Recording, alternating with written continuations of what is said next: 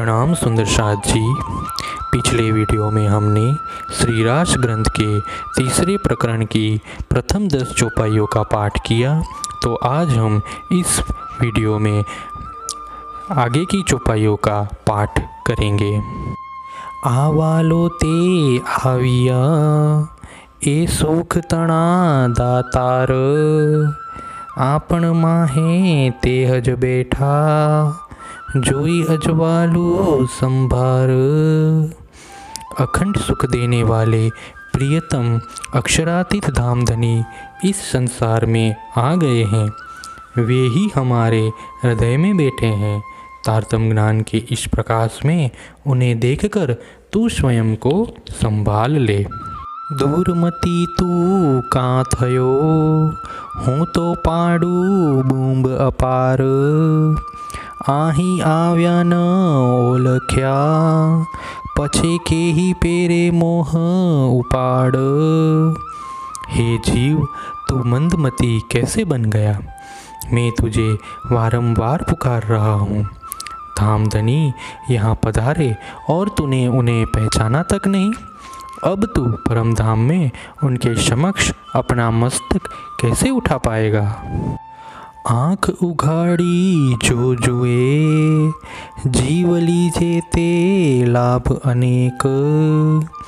आही पण सुख घणा माणिए, अने आगल थायो व्यसेक। यदि अंतरचक्षुओं को खोलकर देखेगा तो हे जीव, तुझे यहाँ अधिक लाभ प्राप्त होगा। इस लोक में भी अनेक आध्यात्मिक सुख प्राप्त कर ले। परमधाम में तो विशेष सुख मिलने वाला ही है। आ अजवालू जो जोइए, जीव तारतम मोटो सार। वाला जी ने ओलखे, तो तू नवमो के निर्धार। यदि सतगुरु द्वारा प्राप्त इस ज्ञान के प्रकाश को तू देखेगा तो हे जीव, तारतम ज्ञान ही एकमात्र सर्वश्रेष्ठ सार तत्व है। यह तुझे ज्ञात हो जाएगा। इसे ज्ञान के द्वारा सतगुरु की पहचान प्राप्त होने पर तू निश्चित रूप से उनके चरण कमलों को नहीं छोड़ेगा। वालो वदेसी आवी मलया, काई आपने आवार। दुख माहे सुख माणिए, जो तू भरमनी निंद्रा निवार।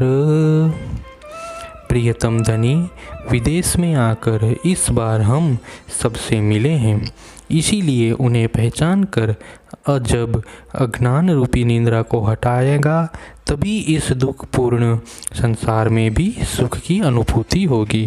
आ जोगवाई छे खीण पाणी वल, केटलू तूने कहवाय।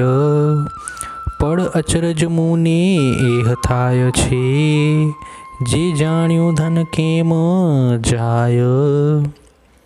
यह मानव शरीर पानी के बुलबुले की भांति क्षणभंगुर है। तुझे इस संदर्भ में कितना कहा जाए। मुझे तो इसीलिए आश्चर्य हो रहा है कि जानकारी होने पर भी सतगुरु रूपी अखंड धन को हाथ से कैसे निकल जाने दिया। आगल आपण सू करियूं, ज्यारे अजवाले थई रात। आता वाला जीए वली कृपा करी, त्यारे तरत थयू प्रभात। जब सतगुरु थे उस समय हमने क्या किया? तारतम ज्ञान के प्रकाश में भी रात हो गई थी, अर्थात हमारी जानकारी में ही सतगुरु अदृश्य हो गए। यह तो हमारे प्रियतम सतगुरु ने हम पर पुनः कृपा की है कि वे हमारे हृदय में विराजमान हुए और तत्काल ज्ञान का प्रभात हो गया। एवड़ी बात देखी करी, तेता जोयु तारी दृष्ट। हजी तू भरम मां भूलियो, तूने केटलू कहूँ पापीष्ट।